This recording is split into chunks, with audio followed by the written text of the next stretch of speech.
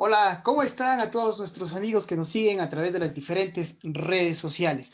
Hoy estamos ya nuevamente en otro Facebook Live y como ya les habíamos anunciado, hoy estaremos dialogando nada más y nada menos que con el catedrático universitario Servio Correa Macías. Él es economista graduado en la Universidad Católica de Santiago de Guayaquil.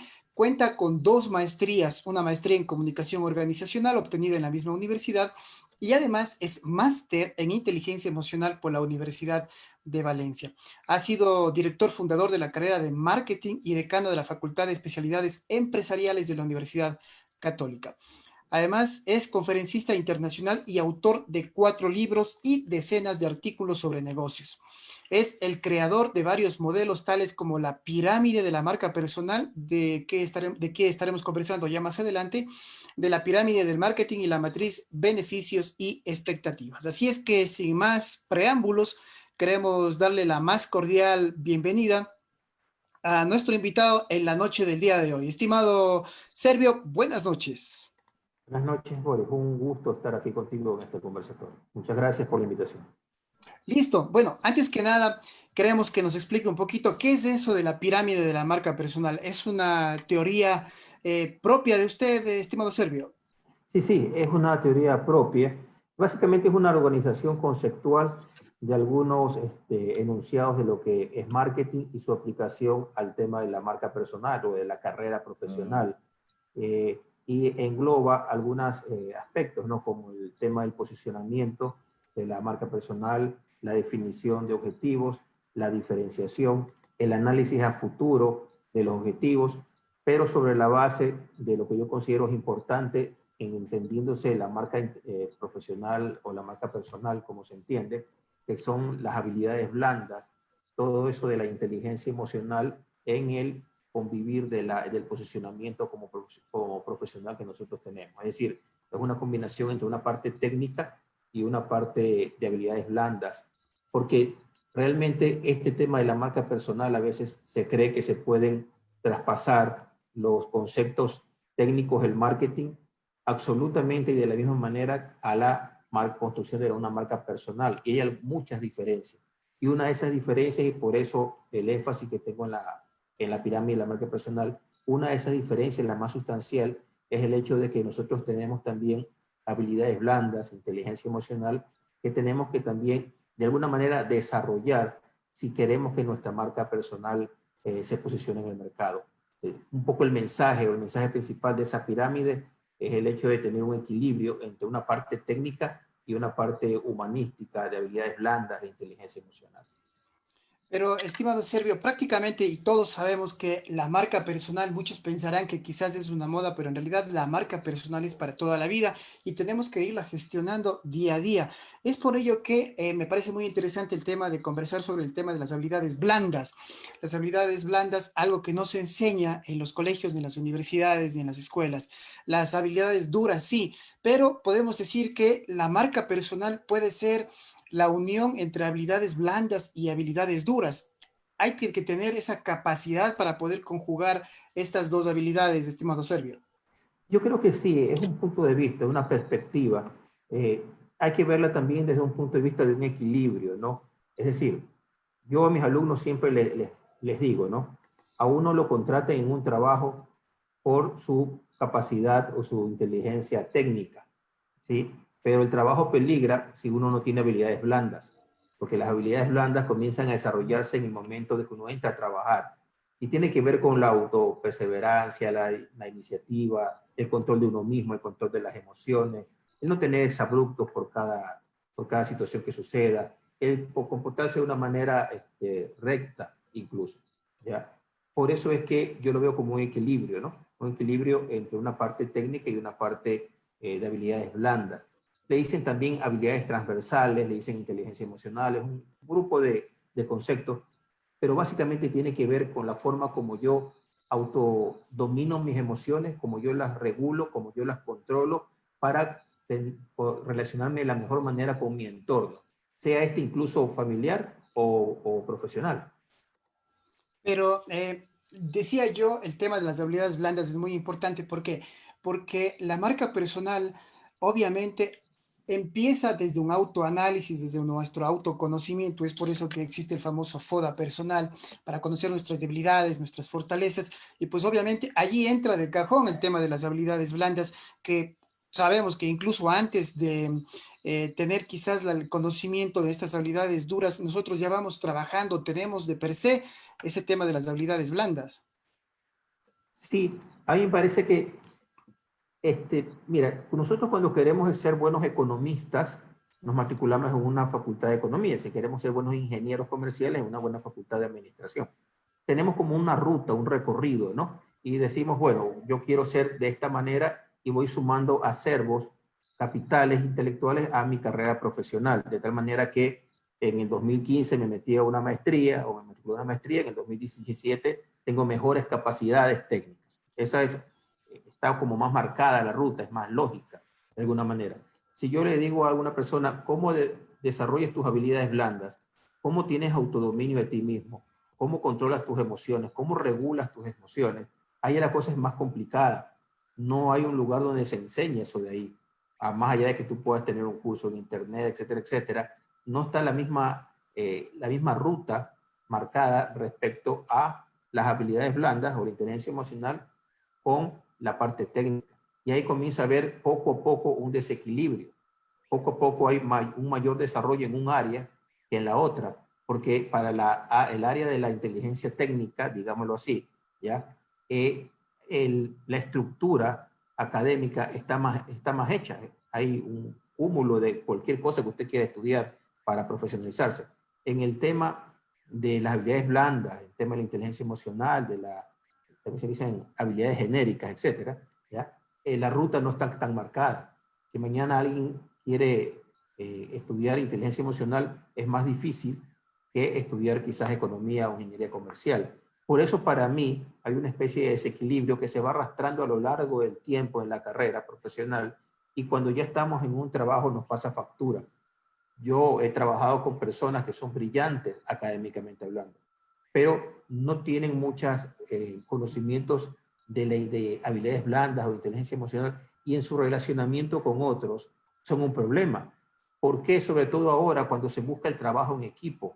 Cuando se busca el trabajo en equipo, cuando se busca el trabajo en conjunto, porque ningún trabajo es una isla actualmente. Cuando se busca el trabajo en conjunto, comienzan a ver las debilidades respecto al relacionamiento, no solo con uno mismo, sino también con el resto. Y eso es un problema en largo plazo para una marca personal.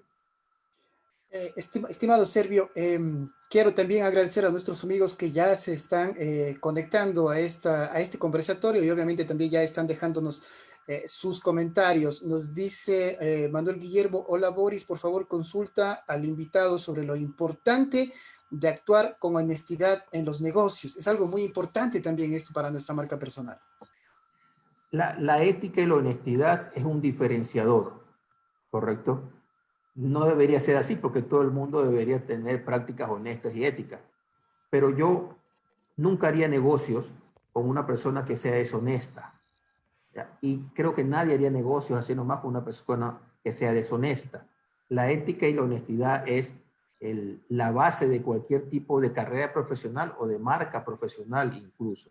Es básico, sobre todo por las circunstancias que vivimos en el país, donde cada vez encontramos un acto de corrupción, otro acto de corrupción, etcétera. Pero esa corrupción se ha hecho como ya estructural en el país, o lo sentimos estructural. Y a veces la gente honesta no le ve la punta al ovillo, ¿no? No le encuentra la punta al ovillo y de alguna manera se sentiría como decepcionada. Pero las marcas personales deben tener una base y es la base de la ética, la base de la honestidad. Sobre ahí se construye. Usted puede ser muy bueno técnicamente hablando, manejar muy bien sus emociones, pero si nadie confía en uno, entonces no es una marca personal. La realidad de los negocios implica, sobre todo implica, que cualquier ejercicio de profesional, cualquier relación profesional es básicamente una relación de confianza. Les ponen a ver, todo se basa en la confianza. Yo confío en esta empresa que también confía en mí.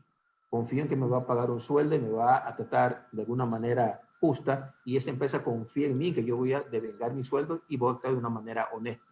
Cuando el concepto de confianza se pierda, cualquier cosa puede pasar. Por eso tienen razón, es bueno hacer énfasis en la honestidad y en la ética como la base de cualquier tipo de conducta, cualquier tipo de marca personal, que es bastante importante.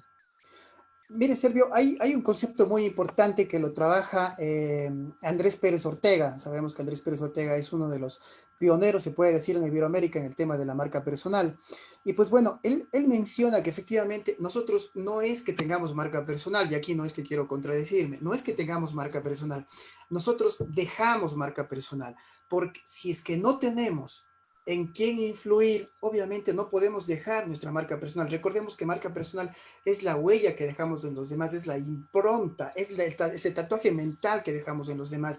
Y él más o menos decía la referencia, por ejemplo, de que si es que nosotros estuviéramos en una isla desierta, ¿a quién podríamos dejar nuestra marca personal por más talentos que tengamos? Entonces, la marca personal se centra en el hecho de que podamos influir de manera positiva. Puede ser en un grupo de personas o a lo mejor ahora con el tema de las redes sociales a un grupo mayor de personas, pero influir de manera positiva para dejar nuestra impronta, nuestra marca personal. Sí, yo estoy de acuerdo. Revisemos el concepto de cómo surge la marca. La marca surge básicamente por dos motivos. Primero, porque yo tengo que identificar un producto, es decir, este producto lo fabrica tal persona o tal empresa. Y segundo, porque tengo que diferenciarla del resto. Este producto es diferente del resto por tales y tales motivos. Cuando yo uno los dos atributos, que la identificación de la marca con un fabricante y la diferenciación respecto al resto de la competencia, estoy construyendo una marca. Al final la marca tiene que trabajar con un público, tiene que trabajar con un posicionamiento y con una diferenciación. Y debe tener un impacto en el mercado al que se dirige. Un impacto en términos profesionales, un impacto en términos de dejar algún tipo de legado, porque también acordémonos que las marcas personales no solamente dejan un legado o tienen un desenvolvimiento económico, empresarial, también tienen un legado a nivel de sociedad, ¿ya? Marcas pueden ser Martin Luther King, son la Madre Teresa, Juan Pablo II, etcétera. Todos ellos son reconocidos. Si hablamos de marca personal como la diferenciación, el reconocimiento que tiene respecto al público, muchos líderes, verdaderamente líderes, han tenido su marca y han tenido su legado. Ahora, ¿cuál es el legado que queremos dejar nosotros? ¿En qué términos? Porque también hay una marca personal en términos de la familia, no solamente en términos de la empresa. Una marca personal nos engloba en todas las actitudes de la vida. Yo no puedo ser o no debería ser honesto en mi familia y deshonesto en la profesión. No podría tener reguladas mis emociones dentro del trabajo y al llegar a la casa comienzo a gritarle a todo el mundo. Eso ya no es una marca, no hay es una imagen de marca, pero no está emparejada o equilibrada con una identidad de marca. Que existen dos requisitos básicos para tener una marca personal, que es la autenticidad y la coherencia. Sí, es igual cuando nosotros, por ejemplo, hablamos en el tema de las redes sociales. Yo no puedo ser una persona en redes sociales y otra persona fuera de redes sociales, porque a la larga mi marca personal, entre comillas, termina siendo muy débil y en cualquier momento, sobre todo si es que nos cogen alguna mentira, obviamente recuperar esa reputación va a ser muy, muy difícil. Es por eso que la coherencia y desde nuestros principios y desde nuestros valores que nace a través del autoanálisis, este proceso del personal branding, que es obviamente lo que nos lleva a la parte final o a la conclusión final, que es la marca personal, es muy importante. Conocernos nosotros y sobre todo ser muy sinceros, tanto en el mundo digital como en el mundo real, estimado Sergio. Sí, mire, yo tengo una apreciación. El problema es que en algún momento se desvirtuó el tema y se centró mucha de la colectividad, mucho incluso de la industria del marketing, se centró en la imagen de marca. Es decir, vamos a poner a esta persona en tal lugar, en tal situación, vamos a hacer que se vea por redes sociales y vamos a dar la imagen de que esta persona es hábil en tal cosa, o es cariñosa en tal sentido, o es un líder en tal otro, etcétera, etcétera. Y la industria se ha concentrado en demasía sobre la imagen de marca. Es decir, yo tengo que transferir un posicionamiento, una imagen, escenas que yo quiero que sepan de mí a redes sociales. Y como las redes sociales magnifican todo y son grandes comunicadores, yo puedo tener ídolos de piedra de barro, marcas de base de barro. La marca se construye de adentro hacia afuera, no se construye de afuera hacia adentro. Pero yo Porque tengo si que no pasa lo demostrar que lo tú que dices. digo. Pero yo tengo que Hay, demostrar lo que digo. así, hay una frase de Gracián. Baltasar Gracián decía, valer y saberlo mostrar es valer dos veces. Valer y saberlo mostrar es valer dos veces. Algunos dicen, la cambian y dicen saber y saberlo mostrar es saber dos veces. Yo creo que regresamos al tema del equilibrio. Yo tengo que tener una identidad. ¿Quién soy? ¿Para qué valgo? ¿Qué hago bien? ¿Cómo me perfecciono como persona? Etcétera, etcétera. ¿Sí? ¿Cómo me perfecciono como persona y como profesional? Esa es mi identidad. Y tengo que tener una imagen. Tengo que proyectarme esa identidad y al final, esto es como un espejo. Yo tengo una identidad y tengo una imagen. Hay quienes se concentran en la imagen y no la identidad. Y ahí pasa lo que tú dices. Es decir, llega un momento en que creemos que una persona, un líder, es de tal manera y termina siendo de la otra. Porque consumimos una imagen que no se basaba en una identidad. ¿Ya? La imagen era ficticia y la identidad también era ficticia. Pero es que, estimado Servio, las marcas se construyen, hablando de la marca personal, las marcas se construyen sobre lo que los otros dicen de mí, más no lo que yo mismo digo de mí. Entonces, ahí sí hay mucha confusión en el tema de que yo puedo postear en redes sociales, tener un bonito logo, una buena foto de perfil y poner maravillas acerca de mí mismo. Pero las marcas personales se construyen, y creo que todas las marcas en general incluso se construye sobre el comentario de terceras personas. ¿Qué opina el resto en realidad sobre lo que yo estoy haciendo?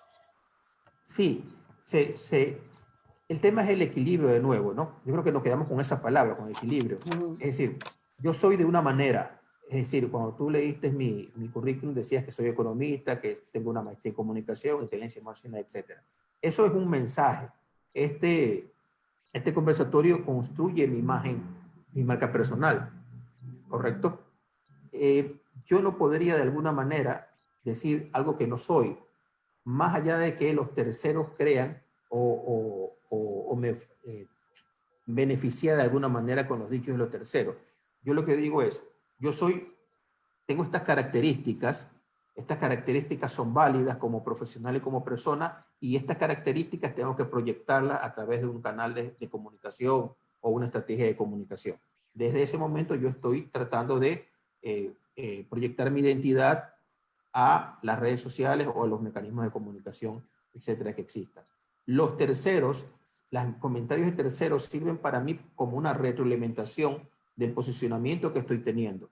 Si el tercero o alguien aquí dice, no, lo que pasa es que no parece economista, no parece comunicador, o esto yo tendría que decir, bueno, ¿en qué estoy fallando? Y tengo una retroalimentación. Pero yo creo que parto de mi identidad, de mi construir de adentro hacia afuera, y el comentario de las personas o lo que pueden decir en redes sociales o los comentarios de X personas es una confirmación de si mi imagen está de acuerdo a mi identidad.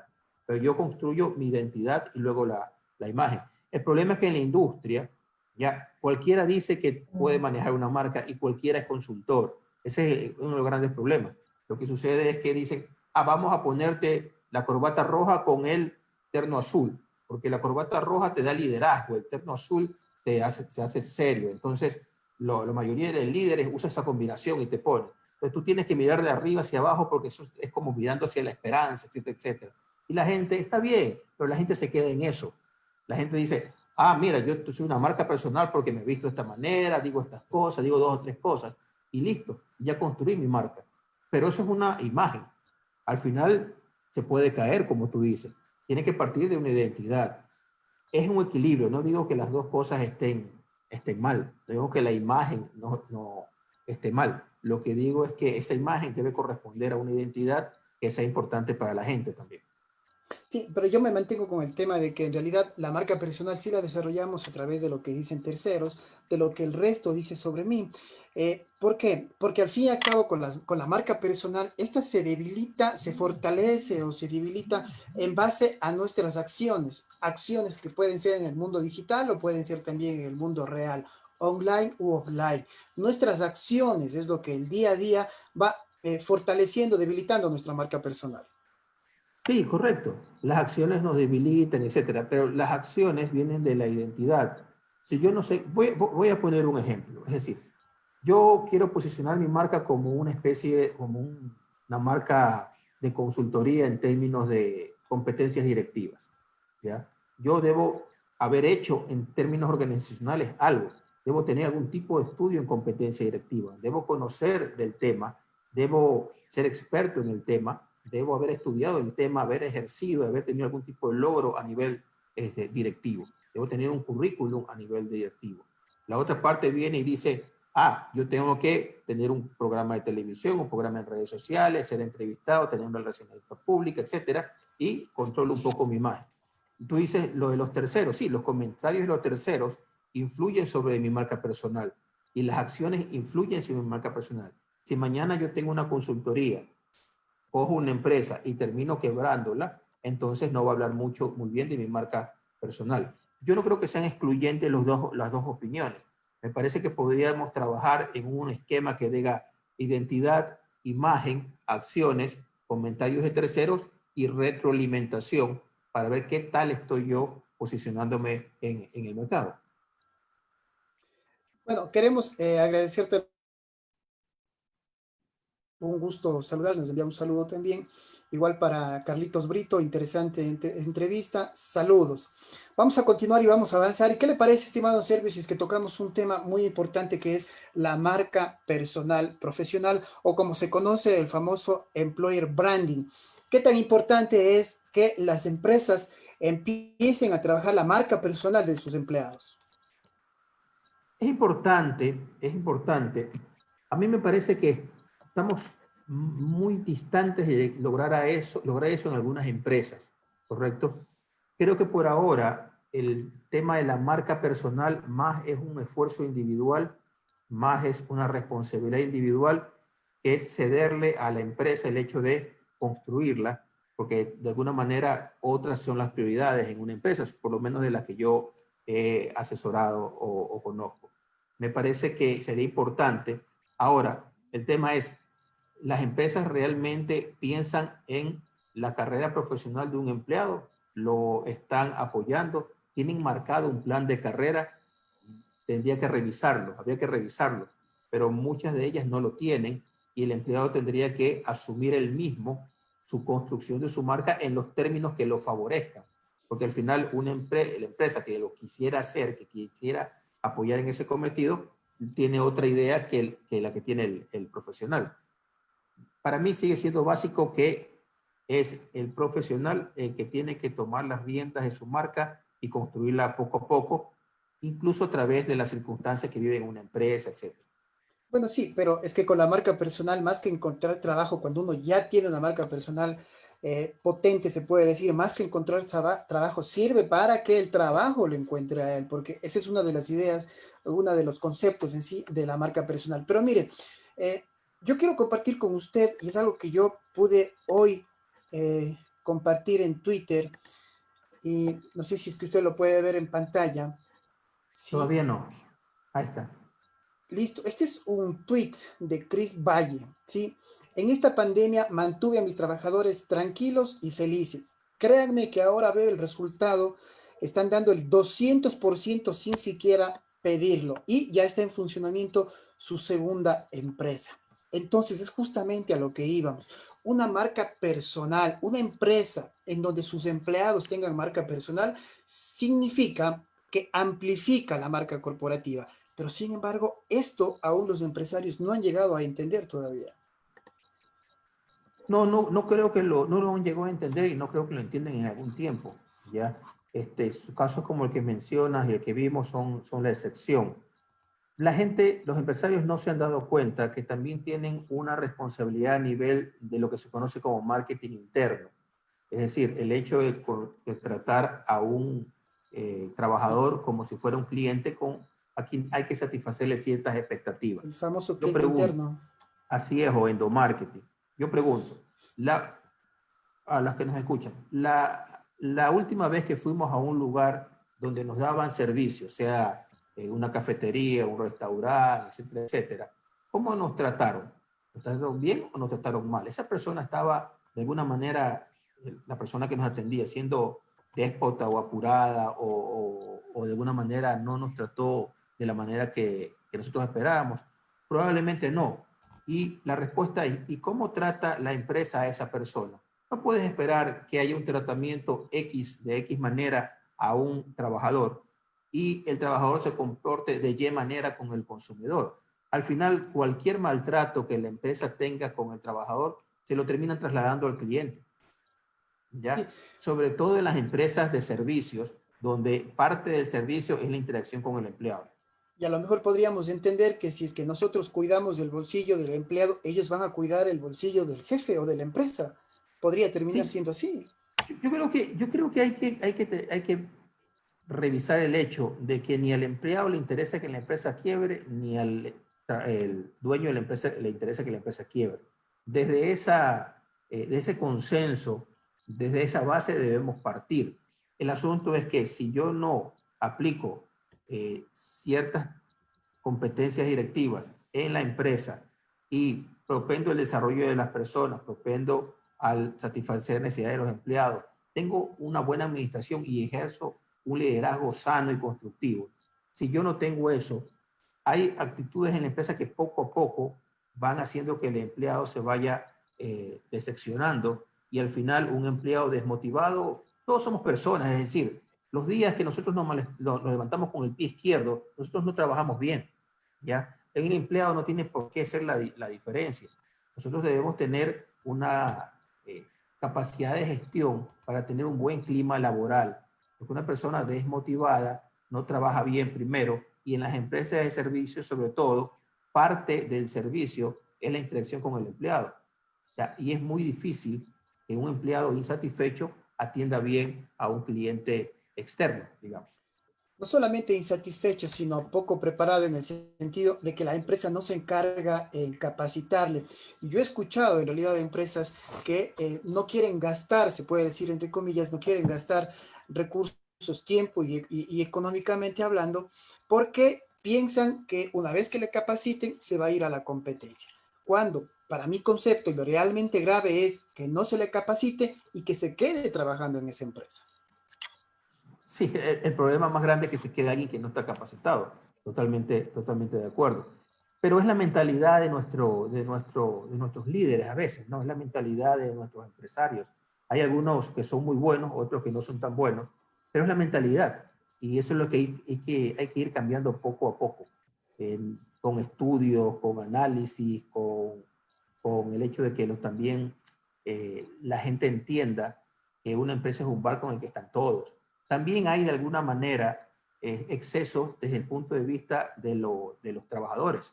Es decir, no es que todos los trabajadores son unos santos tampoco, ¿ya? Y todos los empresarios son diabólicos, pero hay que mantener un equilibrio, es decir, hay que partir de la base, creo yo, en las consultorías que yo hago siempre lo digo, hay que partir de la base de que la empresa les interesa todo, uno para seguirla gerenciando, otros para seguir trabajando, y que hay que cuidar de alguna manera el trabajo y cuidar también de la empresa de la que uno es dueño. Pero poco a poco debe instaurarse una mentalidad de que no es una competencia trabajador contra jefe, sino una colaboración que está basada en un liderazgo que sea constructivo. Ese es un poco el problema de las empresas, que a veces llegan y es como si fuera una guerra fría, ¿no?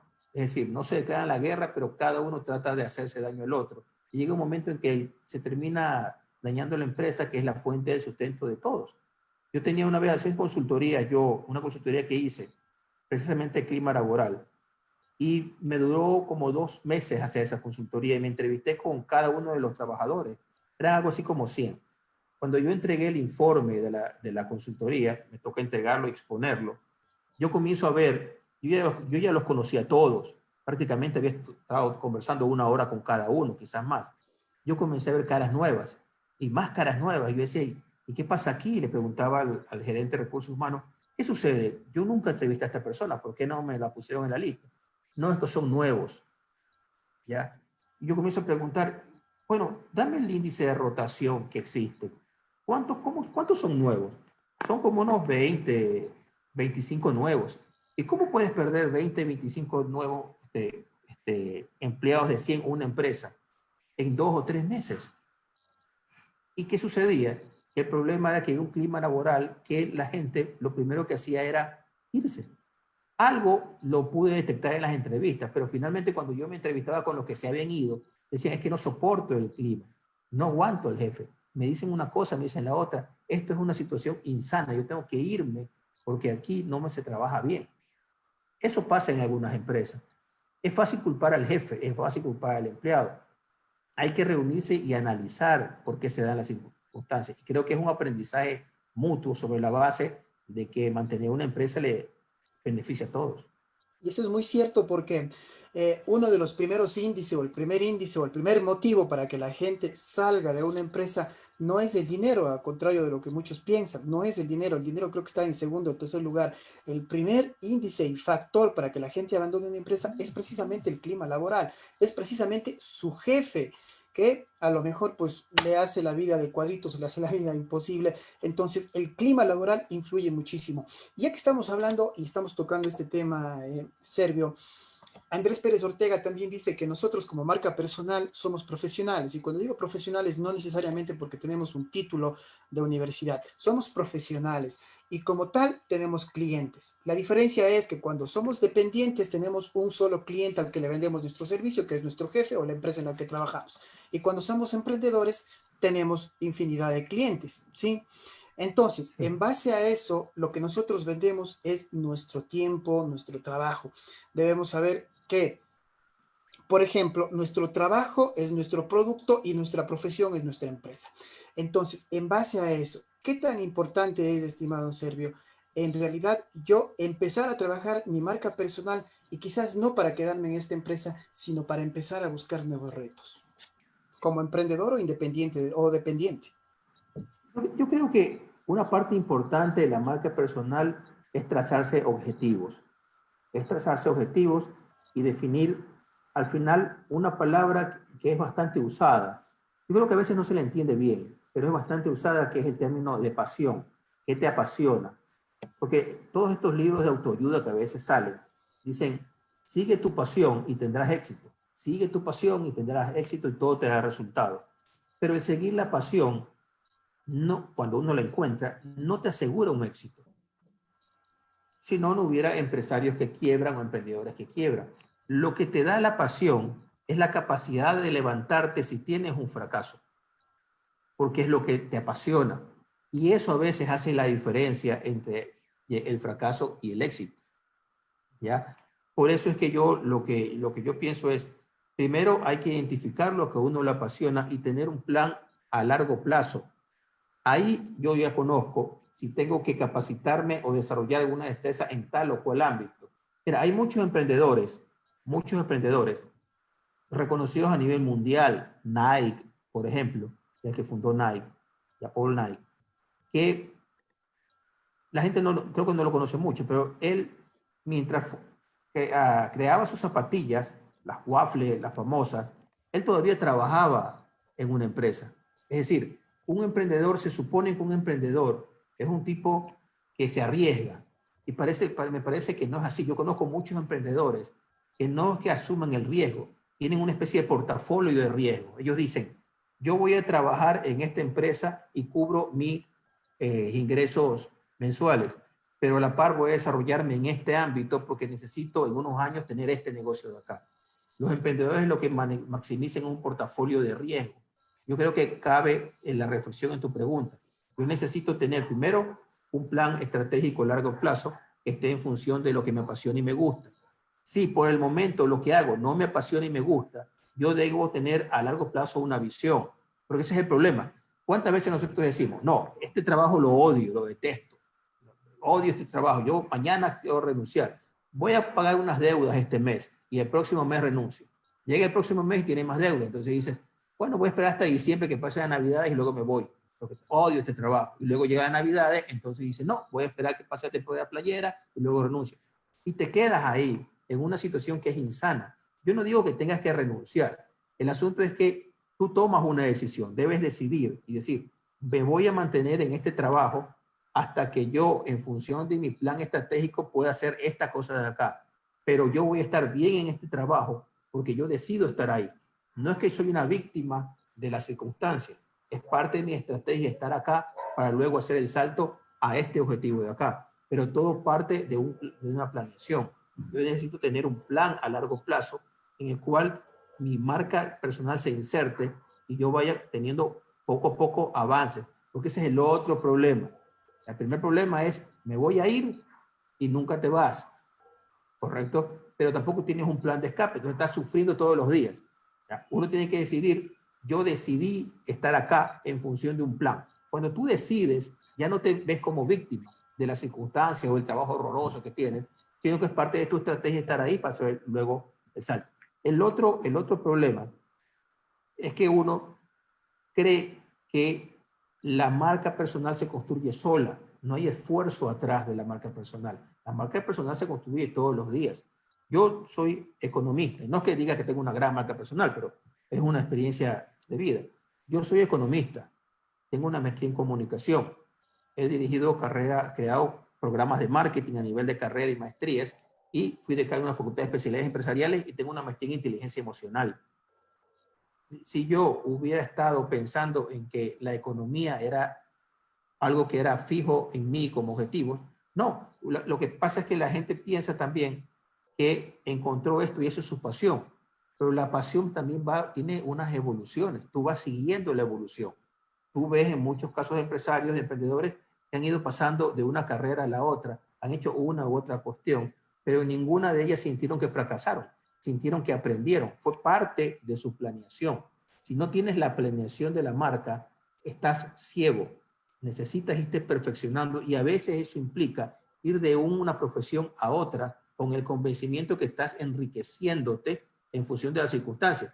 Hace mucho tiempo, antes que llegara la revolución, cuando llegó la revolución industrial, ya los obreros en la Inglaterra, la vieja Inglaterra, y en muchos países desarrollados de ese tiempo, fue por el 1800, tenían un problema. Ellos decían, antes eran dedicados a la agricultura. Tú sabes que con la agricultura tú te levantas a las 6 de la mañana con el canto del gallo en esa época y te acostabas X. Cuando se inserta los barrios del viejo Londres, se comienzan a insertar las fábricas, producto de la revolución industrial, comienzan a traer obreros que antes trabajaron en la época, en la parte de la agricultura, y estas personas ya no se levantaban a una hora y se acostaban a otra porque habían los turnos. ¿Ya? ¿Y cómo te acostumbras tú a despertarte si te has estado despertando por generaciones con el canto del gallo? Y se inventaron una profesión que eran los despertadores humanos. La empresa o el trabajador le pagaba a una persona que iba por todas las calles de Londres tocando la puerta, a veces con unos palos y amarradas con una bolita de acero, y les pegaban a la puerta y los despertaban. ¿Ya? Ese era un oficio que había en ese tiempo. 1847 en Estados Unidos, una persona quería levantarse a las 4 de la mañana, un relojero, y no sabía cómo. Entonces lo que hizo fue amarrar una piolita al minutero y lo despertaba a las 4. Luego de eso se populariza el reloj despertador y estas personas pierden el oficio. ¿Ya? Estas personas pierden el oficio y de alguna manera evoluciona. Lo que te quiero decir con esto es lo siguiente. A veces nosotros somos y pensamos como los despertadores humanos. Pensamos que esta profesión se va a mantener y este grupo de conocimientos con el que ahora me gano la vida se va a mantener a lo largo del tiempo. Y nos quedamos paralizados ahí, no evolucionamos y al final no sabemos cuál sea el reloj despertador. Alguien invente un reloj despertador que nos deje sin trabajo. Lo que quiero decir en el fondo es que debemos estar muy atentos a la evolución que nuestros oficios o profesiones tengan, porque debemos tener una prevención a largo plazo. Había un estudio de la Universidad de Oxford y algunos estudios que hablan de que en 10 años el 25, en unos casos el 30, en otros casos el 20% de las profesiones se van a automatizar. ¿Cuál es nuestro valor agregado cuando suceda eso? ¿Cómo vamos a competir con un programa, una computadora? Vamos a tener que competir con algunas cosas. Decía, y con esto determino, decía el World Economic Forum en el 2016 hizo un análisis y decía, en el 2020 las capacidades más demandadas por las empresas van a ser algunas, ¿no? Me acuerdo de algunas. En primer lugar, la resolución de problemas complejos. Después, la creatividad, la posibilidad de trabajar en equipo, la inteligencia emocional. La pregunta es, sabiendo eso a largo plazo, en ese estudio de 2016, ahora estamos en 2020, sabiendo eso, ese análisis, nos estamos fortaleciendo en esas características que van a ser valiosas para el futuro. Esa es la pregunta que tenemos que hacernos. Cuidado, vamos a hacer como los despertadores del viejo Londres, que fueron tirados a la calle, por decirlo de alguna manera, por un despertador. Yo rescato dos cosas interesantes de lo que nos acaba de exponer Servio. Uno, el hecho de que no tenemos que anclarnos si es que, por ejemplo, nosotros hemos escogido ya una carrera profesional. No significa que tengamos nuestra barrera mental y que no podamos migrar quizás a algo más que nos apasiona. Y justamente ya que hemos tocado mucho el tema de Andrés Pérez Ortega, él es ingeniero químico. Ingeniero químico, ¿qué tiene que ver con la marca personal? Absolutamente nada. Sin embargo, es un referente, lleva 5 libros. Y cuando alguien habla de marca personal aquí en Iberoamérica, el nombre de Andrés Pérez Ortega tiene sí o sí que estar presente. Entonces, no es en realidad una condición sine qua non el hecho de que yo tenga que seguir con mi profesión que la estudié. Y ahora, inclusive en la pandemia, ha habido muchos casos de la gente que quizás por la necesidad y por las circunstancias les tocó reinventarse. No sé si sea el mismo concepto que nos toca evolucionar o reinventarnos. Y nos ha tocado en realidad ahora reinventarnos, estimado Sergio. Sí, yo tengo el jueves que dar una conferencia a chicos de colegio para un poco esclarecerles este tema de cómo escoger una carrera, etcétera. Y conversaba, y cuando revisaba algún material, me topé con esto, ¿no? El tema de la reinvención profesional, de la evolución profesional, etcétera. La innovación tiene algunas etapas o algunos niveles, digamos así. Estamos en el tema de la innovación. Hay una innovación incremental, es decir, yo saco un producto con 2 o 3 ventajas, un celular, y le pongo 3 o 4 ventajas. Esa es la innovación incremental. La otra es la innovación disruptiva, que va más ligada a la reinvención. Yo hago un celular totalmente diferente. Hago un salto, una disrupción, una interrupción entre el producto anterior y este que es total. En medio de eso, entre innovar incrementalmente y tener una innovación disruptiva, hay un número X de niveles que podemos nosotros adoptar. Es decir, un economista puede tener una fortaleza en la parte de investigación aplicando más estadística que otro.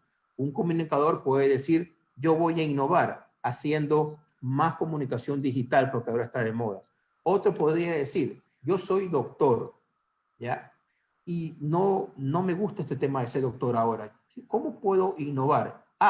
Como hay ahora el neuromarketing y la gente no conoce, yo que soy doctor, estoy cada vez mucho más preparado para hacer el salto de la neurociencia al marketing que un mercadólogo a la neurociencia. ¿Ya? Yo soy un neurocirujano, entonces yo tengo posibilidades de hablar sobre esto. Las reinvenciones y las innovaciones incrementales pueden beneficiarnos, pero necesitamos tener un plan. Y el tema de la pasión, regreso al tema de la pasión. A veces se piensa en la pasión. Le dices a un chico de 16 años, 17 años, 18 años, encuentra la pasión de tu vida. Escoge la carrera que te apasiona. El chico dice, ya, esta me gusta. Entonces, esa es la pasión de tu vida. Pero esa es la pasión en ese momento. Esa es una parte de su vida sin considerar una planeación a largo plazo. Las carreras evolucionan, la vida evoluciona, nuestros gustos van evolucionando. Le dicen a eso multipotenciales, ¿sí? A estas personas multipotenciales. Hay personas que pasan de una carrera a la otra, y no porque fracasaron en una o en la anterior, sino porque los gustos y las exigencias que tienen en su vida los van haciendo ir a un aspecto o al otro. ¿Ya? Un economista, comunicación, un comunicador de economía, porque la vida te va llevando a eso. Pero si tú piensas que tu pasión ya la definiste a los 17 años y tu carrera ya la escogiste a los 18 y esa va a ser tu pasión por el largo de tu vida, quizás sea así. ¿Ya? Y tú te desarrolles como economista toda tu vida. Ahí tendrás que tener quizás innovaciones incrementales, ser mejor economista cada vez porque las cosas evolucionan. Otro dice, no, yo tengo esta oportunidad, yo quiero gerenciar una empresa. Voy a estudiar una maestría en administración de empresas. No solamente voy a ser economista, voy a poner un negocio. Lo que yo digo es dos cosas. Primero, tener el plan. Y segundo, estar abierto a los cambios. Cuando uno no está abierto a los cambios, tiene un real problema. ¿Por qué razón? Porque todo es cambio. Es decir, todo es cambio. Nosotros no estuviéramos sentados acá si alguien no hubiera inventado el Zoom, las redes sociales, etcétera. Todo es cambio. Todo es cambio. Es decir, Actualmente muy rápido, ¿no? y actualmente es muy rápido. Mire, había un análisis que lo hace Martin Lindström en un libro. Retoma un estudio y dice, a ver, creo que de Islandia y Dinamarca, hicieron un análisis de qué tan rápido caminaban las personas en unas ciudades hace 10 años. Y decían, bueno, la gente ahora camina un 15-20% más rápido que hace 10 años. ¿Ya? Y decía, y la gente habla un 20%, 20 y pico por ciento más rápido que hace 10 años. Todo es rápido. Pero ¿en qué momento nos sentamos a reflexionar? La gente dice, bueno, vamos, se deja guiar por la rapidez cuando lo que corresponde a una marca es dejarse guiar por la reflexión. Cuando tú reflexionas y sacas una planeación o ves cómo va a evolucionar tu carrera, estás reflexionando, no estás corriendo en el día a día. Yo veo que mucha gente corre en el día a día. Ya tengo la pasión, entonces me voy hacia adelante. Tengo esto de acá, entonces me voy hacia adelante. Y eso puede ser correcto en algunas circunstancias, pero tienes que ir reflexionando cada paso en el camino y debes tener un horizonte a largo plazo. Las marcas se construyen pisando el presente, pero mirando hacia el futuro. Debes tener las dos cosas, no puedes tener solo una, porque o te falta acción o te falta reflexión. Y eso uno lo paga caro en las decisiones respecto a la vida. Y nuestra pasión debe ir acompañado también con nuestra motivación, con una motivación, pero uno no puede estar motivado todo el tiempo. Entonces, cuando nos falta o ya decae la motivación es cuando entra la disciplina. Y Sí. entendamos la disciplina como muy diferente a los hábitos. Una cosa son hábitos y otra cosa es tener disciplina. En este sentido, y hay algo que cuando yo lo escuché, Servio, como que para mí sí fue un choque mental cuando escuché el tema, porque estamos hablando de que, bueno, el emprendimiento es una palabra de moda inclusive ahora, pero que no todo el mundo está o nació para ser emprendedor. ¿Qué tan cierto puede ser esto? No todos pueden ser emprendedores. Mira, yo respondería con otra pregunta para hacer una reflexión. Todos tenemos muebles en la casa, ¿ya? Algunos son de madera, otros son de metal. Todos tenemos una cocina en la casa. Algunas son más grandes, otras son más pequeñas. Todos tenemos algún tipo de artefacto eléctrico en la casa, ¿correcto? Pero no todos podemos ser carpinteros, ni electricistas, ni cocineros, etcétera. Con el emprendimiento es lo mismo. No todo el mundo tiene las características para ser emprendedor, no todo el mundo tiene la disciplina para ser emprendedor, como no todo el mundo puede ser carpintero, electricista, etcétera. Lo que sucede en países como los nuestros, en países subdesarrollados como los nuestros, o del tercer mundo, como nos decían, para no nos sentíamos mal, ¿ya? Lo que sucede con países como los nuestros es que el emprendimiento se ha convertido en una necesidad. La gente necesita emprender porque si no, en el empleo formal no va a tener cabida porque cada vez es más problemático tener un empleo en relación de dependencia, ¿ya? Eso origina que el emprendimiento como concepto sea visto como una necesidad y todos nos medimos contra esa necesidad. Es decir, tú quieres triunfar, tienes que ser emprendedor. Y ahí cae el que tiene características para emprender y el que no tiene características para emprender. Y uno puede desarrollarla así, pero como cualquier otra profesión, a uno debe gustarle y debe tener algún tipo de habilidad para eso. Nosotros en la carrera, en la facultad en que yo dirigía, teníamos una carrera que era de emprendimiento y enseñábamos a las personas a poner sus negocios. Pero sí creo que debe tener ciertas características, debe gustarle el negocio, no todo el mundo le gusta, y debe tener ciertas características para poder formarse. Porque de la pasión, de lo que te guste, viene la disciplina. De lo que te guste algo, viene la disciplina. En el país, el país es uno de los primeros lugares, ocupa uno de los primeros lugares en emprendimiento a nivel mundial. Creo que está entre los 3 o 4 primeros lugares a nivel de generación de emprendimiento. Pero también tiene una de las más altas tasas de fracaso en emprendimiento.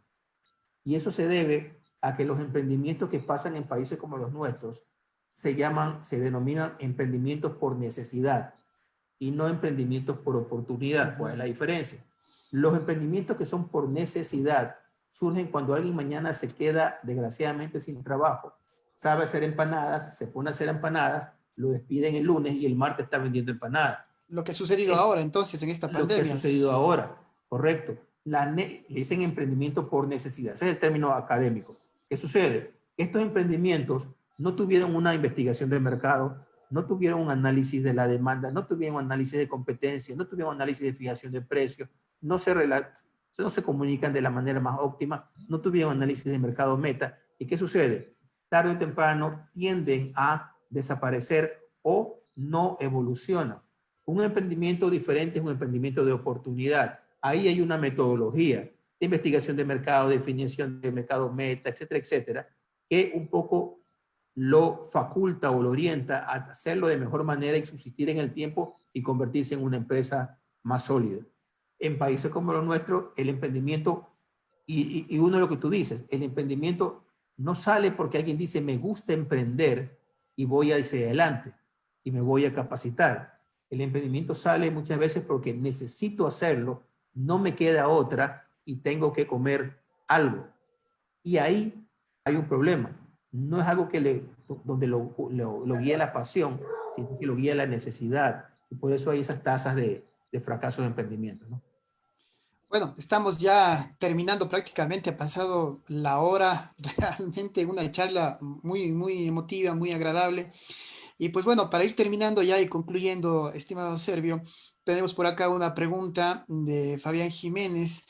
Estimado Boris y Servio, para mí, equivocado o no, el empleador debería hacer uso de su capacidad de reconocimiento hacia sus colaboradores, fortaleciéndoles en su marca personal. ¿Cómo? De pronto difundiendo en redes la misión delegada al colaborador con su nombre. El efecto, compromiso del colaborador para consigo mismo y para con la organización. ¿Qué opina, estimado Sergio? Yo estoy de acuerdo. A mí personalmente no me gusta esto del empleado del mes, ¿ya? Porque yo lo sé, yo en las consultorías que yo he hecho muchas veces, y después de unos años termina todo el mundo siendo empleado del mes. Y siempre hay 2 o 3 que nunca son los empleados del mes. Y hay como el compromiso de que para que no se sientan mal los voy a nombrar empleado del mes a uno de estos meses para que no haya problema.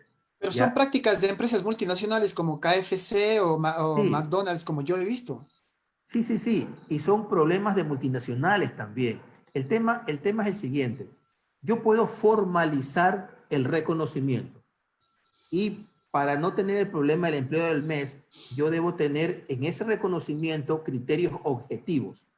Cuando yo tengo criterios objetivos, entonces los empleados sienten que ese reconocimiento del empleo del mes tiene un nivel de justicia, un nivel de objetividad. Me he dado cuenta también que muchos dicen, a este le pusieron de empleo del mes, porque es el que lambonea al jefe, ¿ya? Y a veces eso sucede, termina siendo lo contrario, en lugar de motivar, desmotiva. Tiene que ser primero objetivo y nos evitamos ese problema.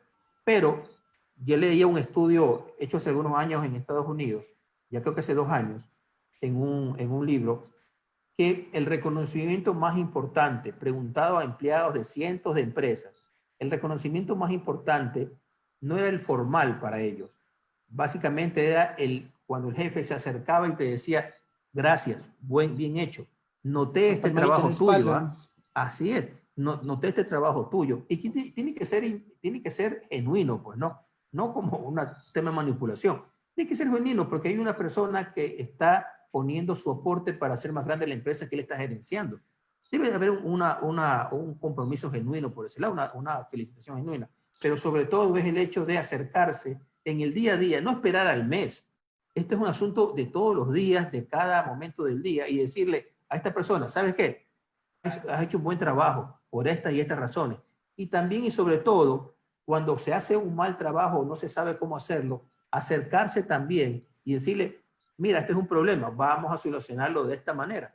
Quizás se solucione con capacitación o de tal o cual manera, porque también un jefe no es una persona que solamente felicita al empleado más hábil, sino también que ayuda al desarrollo de los otros empleados. Tiene que tener un equilibrio al final. felicitar a lo que tiene más hábil y también desarrollar lo que no es tan hábil, porque las personas a veces no desarrollan una empresa no por falta de interés. A todo el mundo le interesa mantener su empleo, o la mayoría, sino también por falta de oportunidades de desarrollo. Y ahí vienen criterios como el coaching, el mentoring, etcétera, para tener un clima laboral sano. Es decir, hay que reconocer al empleado formalmente a través de sistemas como el empleado del mes, objetivamente definido ese mérito, y también en el día a día, en el trabajo que yo haga día a día, y no esperar al mes para tener un reconocimiento que sea genuino a un empleado que de alguna manera está poniendo su esfuerzo por hacer más grande algo que es propiedad mía o que yo estoy dirigiendo. Bueno, sí, en realidad es así porque, bueno, yo también cuando he tenido la oportunidad de dirigir o estar en jefaturas y con grupos humanos muy grandes, yo siempre me llevaba por el axioma de critica en privado y alaba en público. En realidad siempre por eso, y eso en realidad sí me ha funcionado porque yo creo que hay la oportunidad o tenemos que darle la oportunidad también al empleado de que si es que cometió algún error, alguna falencia, darle la oportunidad de que salga con su reputación intacta. Yo creo que machacarle en público, yo creo que vamos a lograr un efecto peor todavía, más aún si es que él ya reconoció el error y obviamente tiene la capacidad de enmendar.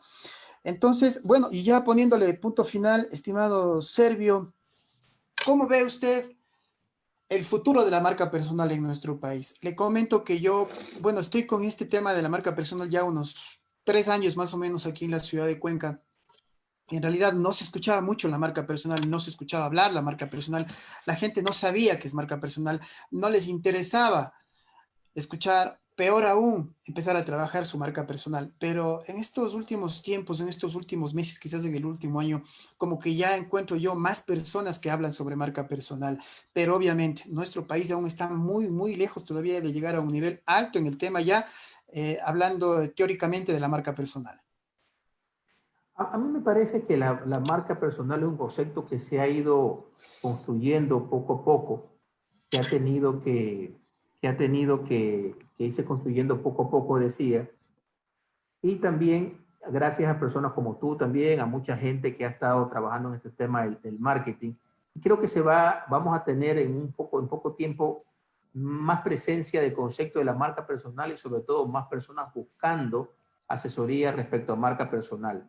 Me parece que hubo un momento en la entrada del concepto de marca personal que fue secuestrado de alguna manera por personas que tenían el expertise de la imagen de la marca, ¿ya? Qué sé yo, influencers, diseñadores, etcétera, etcétera, que veían la marca desde un punto de vista, que veían la marca desde un punto de vista y que de alguna forma confundieron a la gente indicando, bueno, esto es solamente imagen, ¿no? Y si es solamente imagen, solo necesito una buena red social y ya soy una marca. Esa es Pero, una perdón, parte. perdón, Servio, pero ahí hay que diferenciar. No necesariamente un influencer que puede tener 100, 200 mil seguidores, no necesariamente significa que él tenga una marca personal trabajada. No, yo me refería al hecho de que las personas creyeron que el ser marca personal era trabajar la imagen, ¿sí? Cuando te hemos conversado en esta hora que necesitas las dos cosas, la identidad y la imagen, ser y parecer, ¿ya? El inicio de la marca, el concepto de marca personal se trabajó mucho en el parecer, y las personas dijeron, un profesional dice, bueno, ¿para qué yo hago esto si yo soy valioso? No tengo que hacer esto, ¿ya? Porque el énfasis era en el parecer, no en el ser. Yo creo que como para definir este conversatorio deberíamos trabajar en ese sentido, ¿no? Es un equilibrio entre la identidad y la imagen, entre el ser y el parecer. Cuando nos mantengamos en esa ruta, la marca personal va a tener una mejor evolución en términos de la aceptación de las personas y del entendimiento de las personas. Cuando tú le dices a las personas, tienes que ser y parecer, la gente dice, bueno, es verdad, yo tengo que tener una identidad y tener una imagen. Puedo mejorar mi identidad y también necesito consultoría en mi imagen. No solamente en la imagen. Me parece que si lo vemos de esa manera, es un concepto que puede posicionarse y que va a tener en poco tiempo mayor aceptación y la búsqueda de las personas para convertirse en una marca. Incluso a nivel de emprendimientos, que es lo que más se mueve en los últimos tiempos, ¿no? Incluso a nivel de emprendimientos, porque ¿qué es un emprendedor? Una persona que necesita tener una marca personal para poder vender X o producto o servicio, porque la gente necesita confiar en esta persona. No tiene un gran respaldo en la empresa. Es él, su nombre, vendiendo algo. Y para un vendedor necesita también una marca personal sólida. Estimado Servio, yo quiero agradecerle infinitamente. Nos hemos pasado ya de la hora. Gracias también a nuestros amigos que nos están acompañando, que se han unido. Y pues bueno, estimado Servio, las personas que quieran contactarle a usted, ¿cómo o por qué medios pueden hacerlo? Mira, pueden contactarme por redes sociales, ya al Twitter. Estoy también poniendo una página web que esta semana o la próxima va a estar ya operativa. La tenía operativa, tuve que sacarla, ¿ya? O por redes sociales o por LinkedIn. De alguna manera podemos mantenernos en contacto con la gente, con la ciudadanía. Bueno, los que quieren entonces seguir a Servio en LinkedIn, que es obviamente no es una red social, esta es una red profesional en donde nos sirve, y por demás, no está por demás decirlo, es una red profesional que nos sirve para realizar networking, un muy buen networking, contactos profesionales. Esta es entonces la página de Servio Correa Macías, experto en competencias directivas y autoliderazgo y también docente de la Universidad Católica Santiago de Guayaquil. Nada más que agradecerle, estimado Servio, por haberme aceptado su presencia en este conversatorio. Bueno, en realidad fue muy sui generis el hecho de que cuando pude conversar con usted, la primera vez que conversamos con usted, creo que fueron cerca de hora y media, 2 horas que Así conversamos es. sobre el tema de marca personal. Y cómo llegamos a través de Servio, cómo llegué yo a conocer a Servio, pues fue en realidad a través de un amigo común y que ahora es precandidato a la presidencia, don José Luis Macas, ¿verdad?